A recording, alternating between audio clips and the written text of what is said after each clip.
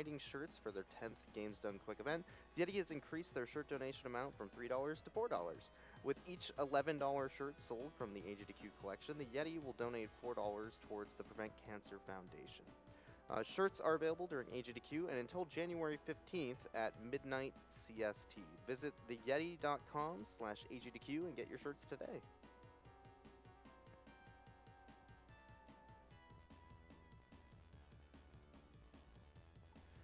We also have some donations here. So we have an $800 donation from Calder. I decided to make AGDQ my big annual charity donations. This is the first of several donations planned over the week. Props to the runners. And shout outs to Ultimate Gas Hands. Please put this donation towards the Super Mario Bros. Bonus Warps race. So a quick update on that race incentive. Looks like we are at $7,917.33 out of the $10,000. So we're only about $2,080 short of that.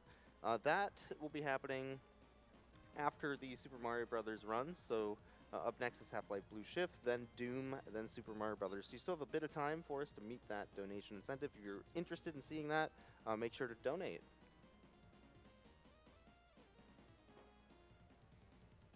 We also have $30 from Hugure33. This miserable pile of secrets loves the GDQ events and loves Symphony of the Night. But enough talk. How about you? My money, that is, just take my money. Thank you. And that'll go towards the Symphony of the Night Richter run donation incentive.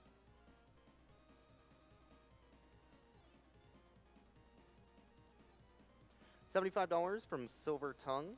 Every year, AGDQ pulls me out of the post-holiday doldrums, and this year is no different. Keep up the good runs, and I can't wait to see that Undertale speedrun finale. Stay determined. P.S. Keep anime legal. Yes. More anime.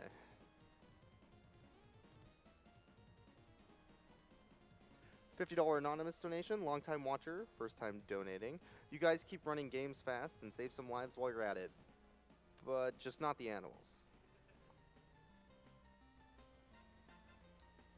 $30 from @RedCoin. Loving the stream overlay improvements this year.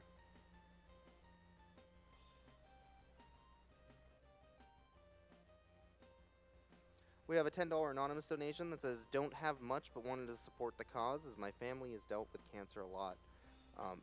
So yeah, on that note, any amount of funds, $5 and up, is perfectly fine. It doesn't sound like it's a lot of money towards the donation, but really every single dollar of that amount counts, and it certainly helps towards the prevention that the charity is trying to do here. So if you have a couple bucks and you want to throw it our way, definitely do so.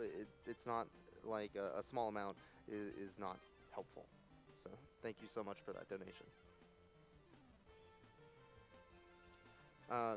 We also have a $100 anonymous donation. The best Christmas present I ever got was a Nintendo 64 from my grandfather. He's currently fighting cancer, so this is a really important cause for me.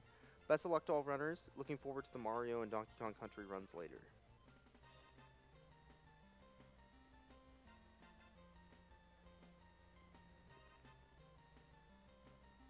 We have a $10 donation from Neo Drake 321. I had, hey GDQ, I had lung cancer when I was 6 years old, and it was luckily detected in the earliest form. I had nearly a year of chemotherapy and surgeries, but I survived. Since I heard the first time in 2012 about an AGDQ event, I watched it every year. Great work, and thanks for all that you're doing. Hope to attend in the future too. Best love and best greetings from Germany.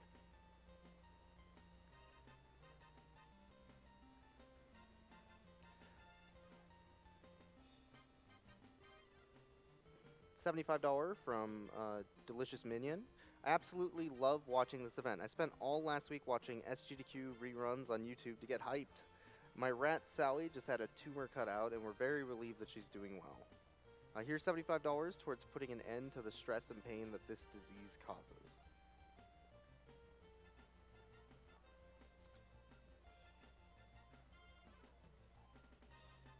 We have a $5 donation from Alexander J. Hey guys, really love what you're doing. Keep up the good work. Speedrunning community really is the best, isn't it? It looks like we're set up for Half-Life Blue Shift. So I'm going to go and throw it back to cubeface to start that run. Whenever. So I'll give a countdown, I guess. Are we good? All right. 3, 2, 1, go. Well, actually, the timing doesn't start right here, but whatever. So this game starts off with an interesting trick. So it starts on the tram, just like normal Half-Life, but we load a save at the end of the tram ride to because there's a skip at the beginning, and basically you can jump out of the tram if you jump and switch the FPS to like 5 or something, and skip the like check-in part. So yeah, actually I never started my own timer, so the end game timer on the left there. Usually we run with an end game timer, and so I started a bit late, but whatever. Just add 48 to it. Yeah. So in this game he plays a security guard. In Black Mesa he plays Barney Calhoun. Classic Barney. About that beer I owe you. Yeah, he's the guy who owes Gordon a beer. For some reason. But yeah, the beginning of this, it's just a normal day at work. This is what you do at work. Got that jump.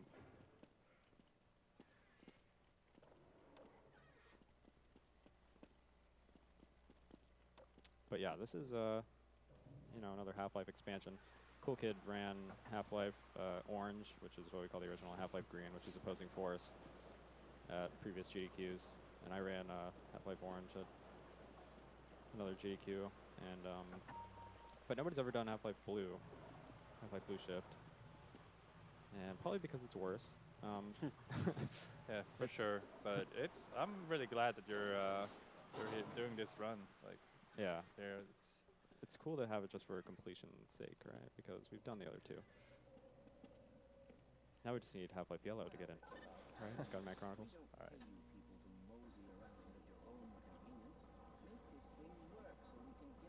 But yeah, this part of the game is well, sort of just I don't remember how long it is, but a couple of minutes of just waiting for the game to progress. Yeah, there's a few sections like that in this game where you're just waiting.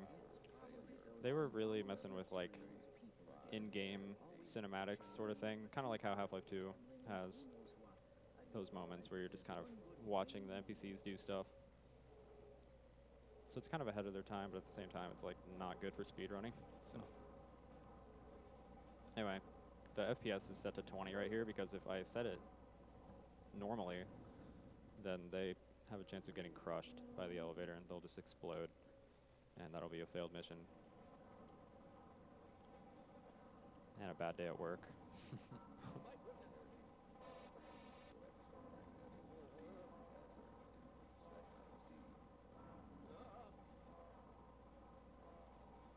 So, right here.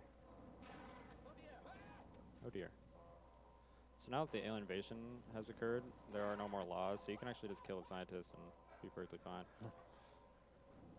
It's Wild West now. You can see how slowly they turn with high FPS. I'm playing at 200 FPS. And you can see, it's pretty obvious right here. Barney. Another Barney over there. A bit of a delay. What difficulty are you on? This is on easy. I think all Half-Life games are pretty much on easy now. Yeah. I thought that playing on hard increased the distance you flew with explosions. No, they increase the damage that enemies do to you, I think. That's why people used to do it in the original Half-Life for the Vortigaunt boost at the beginning. Oh, okay. But yeah. Easy is faster in all the games now. So we survived the elevator crash. This is where the game really starts.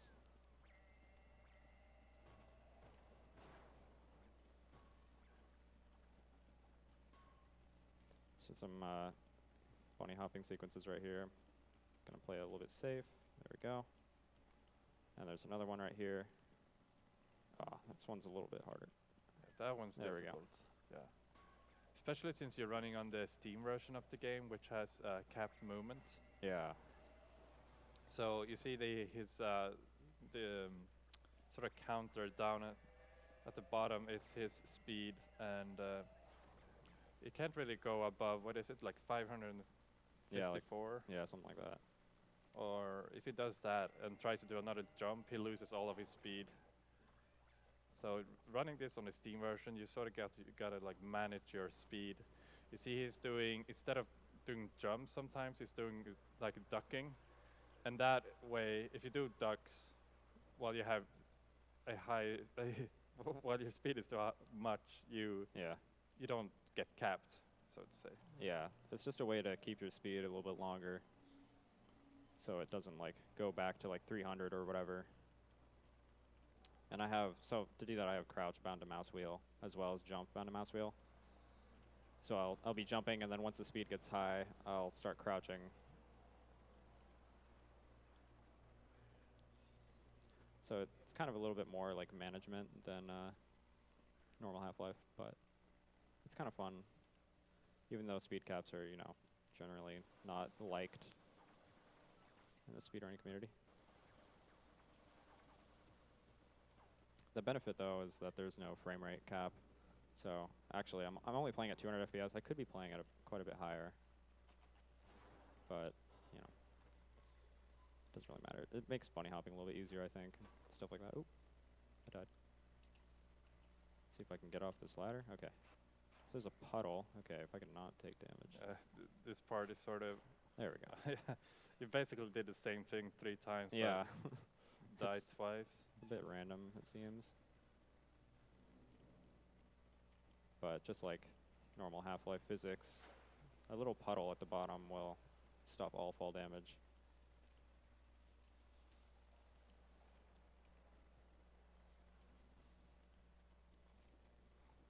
We have a $30 donation from Two Senses. Says Half-Life, my favorite game series, getting broken. Have my money. Also, this money will go to the Star Wars Shadows of the Empire run.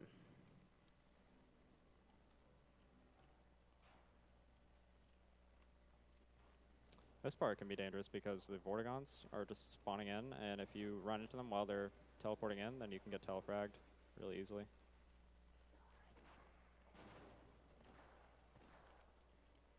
Luckily, they're not random, so you actually know where they're going to teleport in.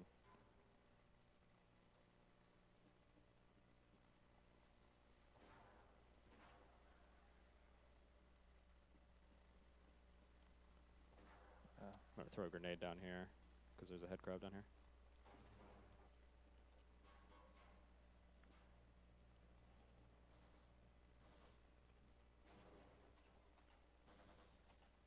So this guy needs help, but I'm going to kill him because it's faster. He dies anyway, but if you just shoot him, then that's the trigger for the soldier to open the door. That was interesting lag. Laggy autosaves. Yeah. So you have to kill all these guys.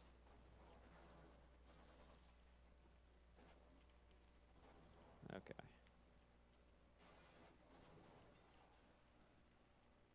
Oh, surprised you didn't die. I think I missed some grenades, but it's okay.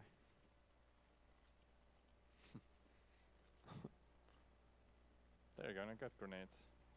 Yeah, I got hand grenades. Alright. That guy's blocking. Oh, okay. Yeah, he'll block for a little while until his hitbox disappears. Oh, that was pretty good. You have to kill all the enemies here as fast as possible. Throw a grenade right there. Unfortunately, it didn't blow up all these. If you get it under one of those wedges, then a nuke effect will occur with the grenade. If the grenade is like under something or in something, then the explosion will become like way more powerful.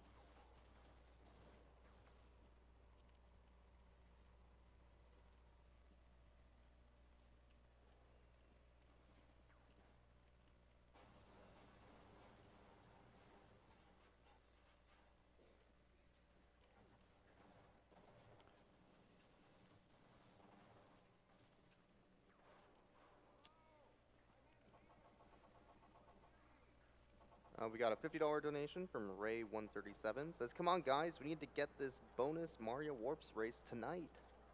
Looks like we're still about 1,400 short on that. But you still have time to get that in.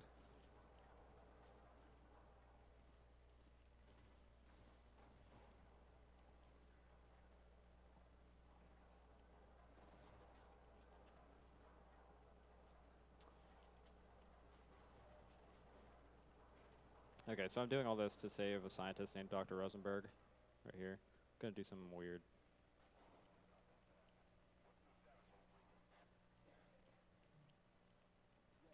So you can trigger his speech by standing over here. Usually you're supposed to be inside of that thing talking to him.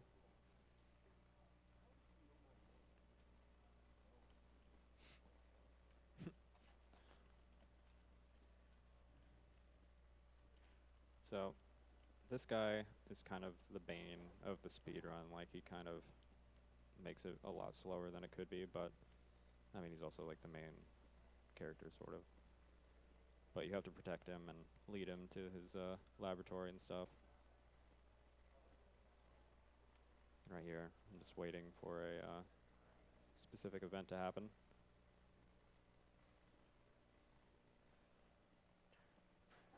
All right, we have a $30 donation from Koishi-chan.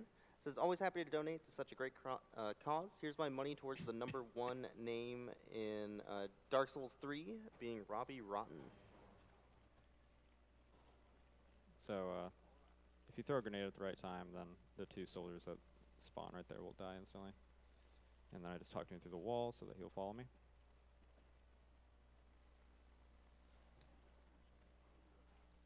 This guy spawns in after you save him.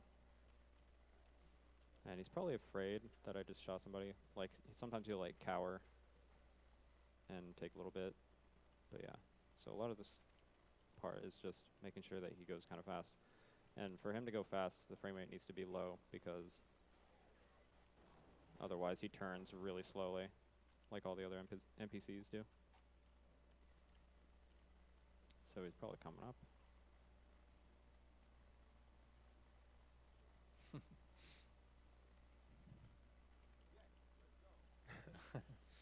Sure. And you have to talk to him right there.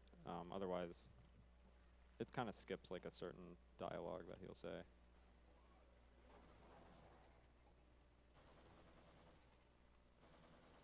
And if you can tell him to follow you before he starts talking, then it'll skip that, so it's a little bit faster. Have you ever had him like run back up the stairs, like these stairs? I don't think so. Okay. Has that happened to you? Yeah, at least once. Like you go down here, then he just starts running back up again. Huh. Oh well. So you talk to him right there, talk to him right here.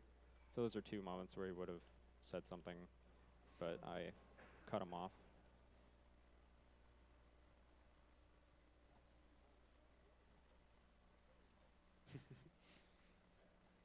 Let's hurry.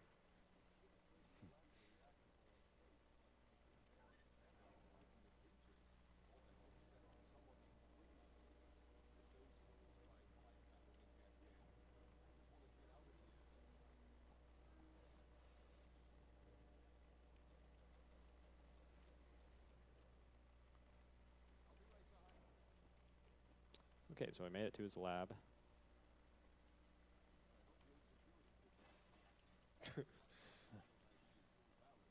If you do that before he starts talking, then he'll like start freaking out.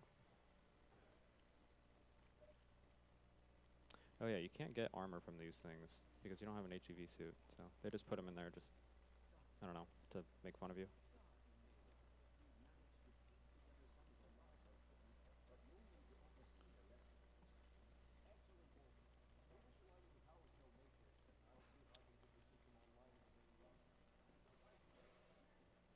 But yeah, the blue shift run does have a lot of downtime, especially compared to the green and orange versions of Half-Life. Yep. And it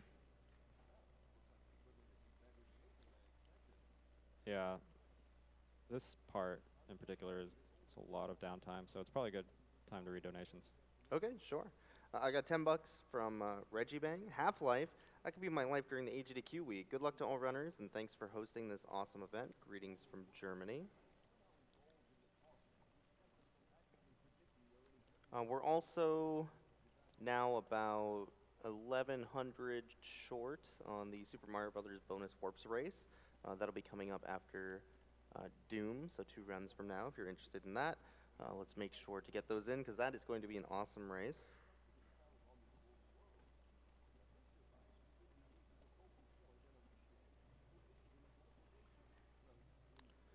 We have a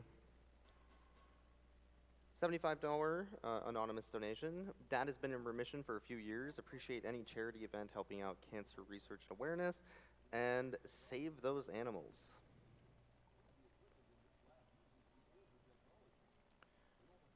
Yeah, this is sort of like the midway point of the game. From here on out, he's gonna, well, first of all, he's gonna go to Sen right here, which is probably like the coolest section of the run. Yeah. Say. What they're talking about is like you have to go to Zen to activate these sensors that they put there, but they couldn't activate them because I guess they all died or something. And everybody else has to stay here to power the equipment, so of course you have to go do all the hard stuff.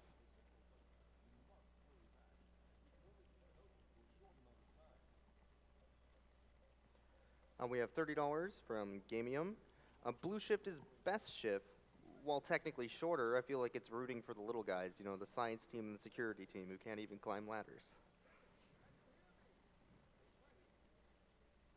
Come on, Simmons. Simmons, Walter, and Rosenberg.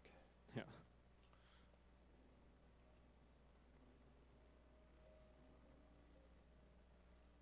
So you have to wait here until this thing charges up. Yeah, you can see how this is pretty Half-Life 2-ish. How you just kind of wander around, and unfortunately there's no like books to put on their heads to teleport them or whatever. But yeah.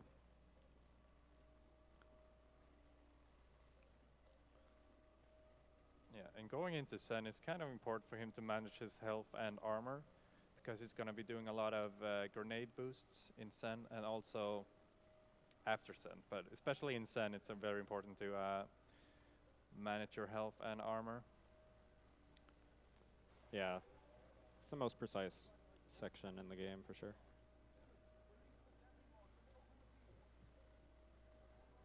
All right, here we go.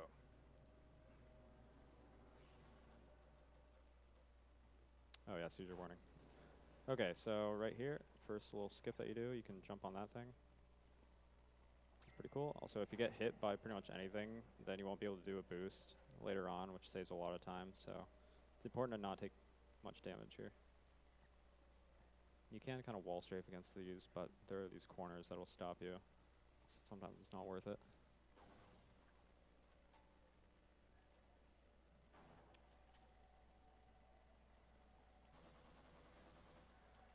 Spend a lot of time in these head crab tunnels.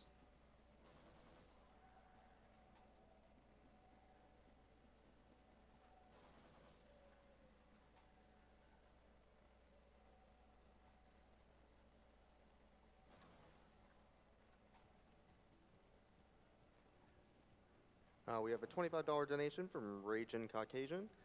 So about that donation I owed you. Oh, this game has a sick soundtrack. Yeah. Don't usually get to hear it. Yeah, in Half-Life games, the music doesn't like to play very often, but in this game, it plays pretty much every time, which is nice. All right, first boost here. Nicely done. Oof. So just like in other Half-Life games, the armor and health values are really important because if you have a lot of armor, then you won't get as much of a boost because it depends on how much health damage you take. So right there, I might not necessarily need to do that grenade jump, but it lowers your armor just enough so that you can do the next grenade jump. Well, I would if I had any grenades. I might be able to do it with SMG nade. I've actually never tried it. All right, go for it. Do it. Back up. Let's see what happens. Oh, I fell. All right, I need to crouch. Oh, maybe not. You know what I might be able to do? Yeah, if you stand down there. Yeah, let's try it. If I can get up here. Oh, come on, game. Maybe not. I might have to take the normal route. Oh, there we go. Maybe I can do it like that. There we go. Nice. We're inventing strats. I've never had that happen to me. Not have grenades right there. I don't know why I don't. But whatever. I'm going to grab some stuff right here just because. Okay, so this is the area that we needed to get to. Oh, lag. So you have to activate these sensors.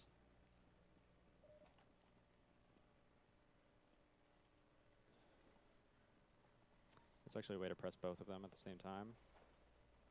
If you kind of move between them like this. Because this one takes a bit longer. There we go. This part's pretty weird. This Vortigaunt right here. The kill box right there lingers for like a long time. So you have to wait for a little bit before you can jump on the rocks that fall from the ceiling right there.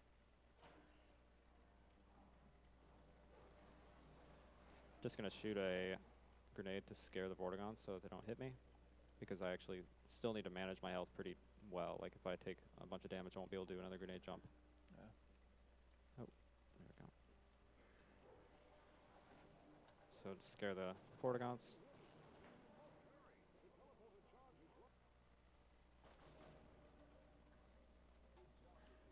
Seizure warning, by the way. It's a little late, but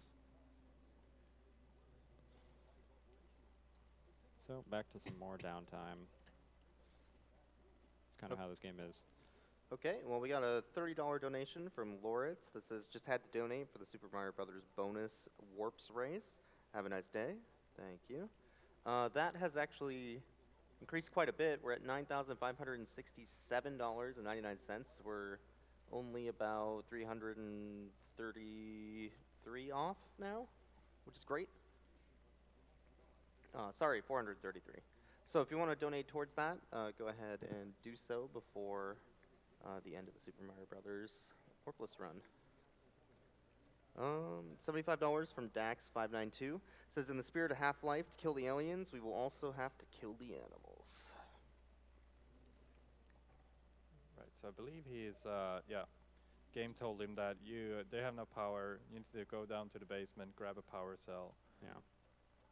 There's the power cell that they need replacing. Yeah, and this down here is where it's gonna do that boost where he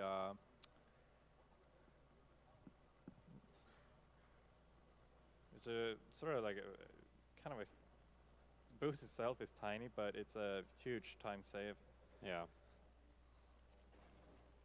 So I boost off that guy so that I kill the bull squid at the same time. And I hit a trigger up there that activates this like little cutscene that's happening up there. And it also activates the soldiers opening up this door. So usually you'd have to take the elevator and jump up there.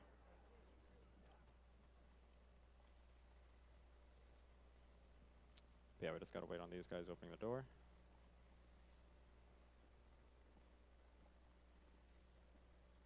And they're gonna be very surprised.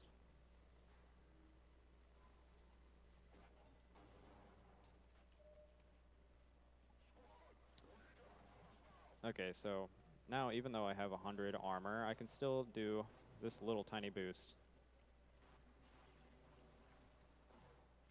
So I just killed a ghost right there. He was blocking the door. Some sort of thing to do with the activating that cutscene before I was supposed to. Usually Barney would be like laying down wounded in front of the door, and I mean you have to kill him to get through there. I think he probably just dies on his own. You probably don't have to kill him, because. Okay. Moving the crates with really high FPS is kind of weird because stuff moves so fast when you push it around, which is really nice. because it's a speedrun trick in the other Half-Life games. I mean, you can do it in this game too, but the object boosting isn't really as useful in this. Yeah, with the speed cap, you just immediately go back to 220 speed to jump. But yeah, he is lowering the frame rate as much as possible here whenever Rosenberg like runs and turns. Yep. And it ends up saving like several seconds over the course of the run.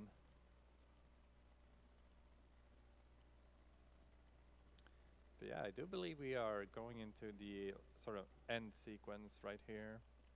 Yep. So they're all installing the power supply, so I have to, you know, help him with the machine.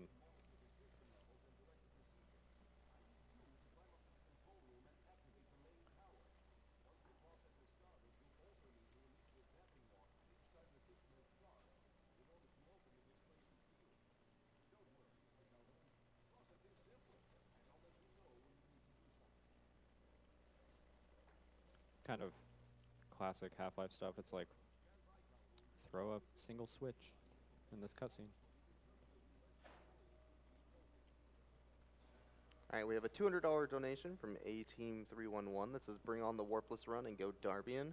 Looks like we're only 80 short now on that, which is an incredibly small amount. So if you want to see that, still have 2 runs to go, but very, very close.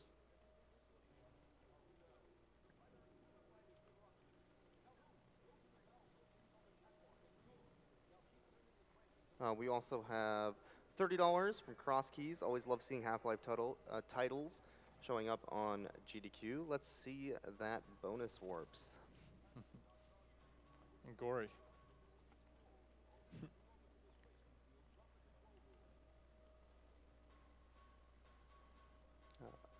Also, just from a hosting perspective, I want to thank you for playing the Song of Your People.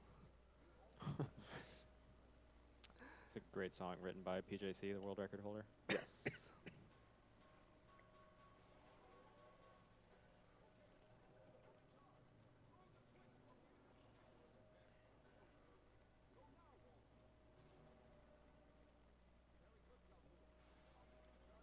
So we just have to activate this whenever one of the sides needs to go. Whenever this reaches full. Some fun stuff you can do. You can like silence the gun with the flashlight. It's kind of interesting.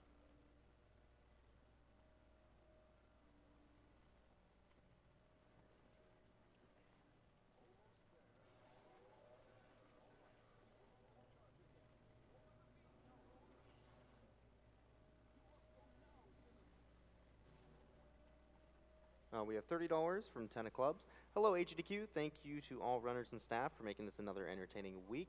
I'm giving once again on behalf of my aunts who are dealing with breast and ovary cancer, respectively. Half goes to Saving the Animals and half to Symphony of the Night, aka the greatest game of all time.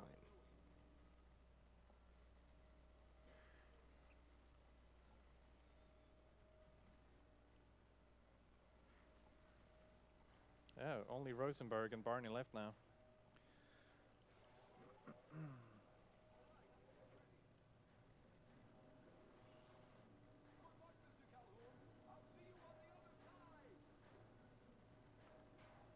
Why does he have to run around?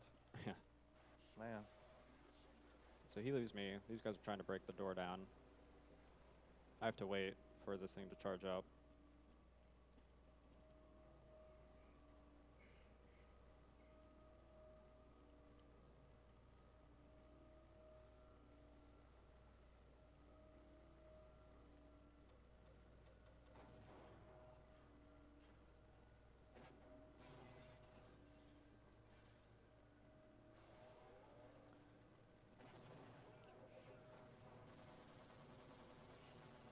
Nicely done. The game put an like invisible block or box there supposed to block you from doing that, but so it's kind of a precise button press. But Yeah. If you go too high, then you can't press the button.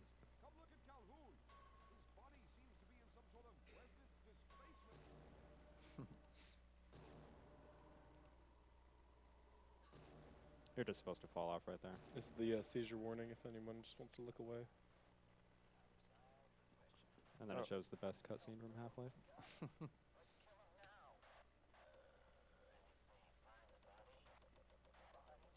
What body? What pranksters?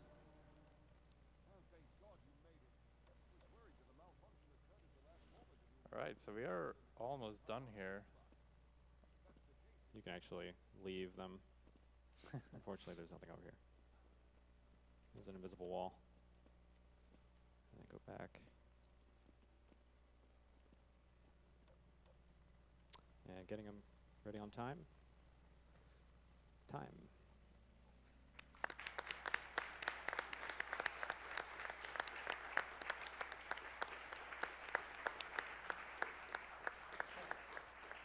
So yeah, that's Half-Life Blue Shift.